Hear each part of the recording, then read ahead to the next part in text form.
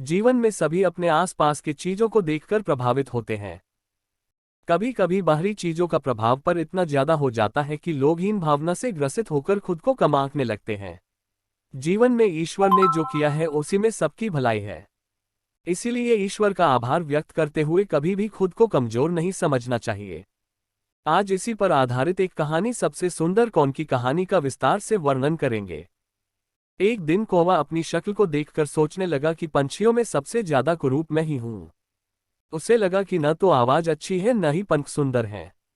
काले रंग के वजह से उसे लगता था कि वह रंगों से भी वंचित है। ये सारी बातें सोचने की वजह से उसके अंदर हीन भावना से ग्रसित होकर दुखी भी रहने लगा। एक दिन बगुले ने कौवे की उदासी का कारण जानना चाहा तो कौवे ने जवाब दिया कि तुम गोरे चिट्टे हो, मैं तो बिल्कुल काला हूं। मेरा इस दुनिया में जीना बेकार है। बगुला ने कौवे से कहा कि दोस्त, मैं कहाँ सुंदर हूं। तोते को देखो, हरे पंख और लाल चोंच, काश मेरे पास भी ये सब होता। बगुले की बात सुनकर कौवे को सुंदरता को जानने की इच्छा हुई। वह तोते के पास पहुंचकर बोला कि तुम इतने सुंदर हो, खुश तो तुम बहुत होते होगे।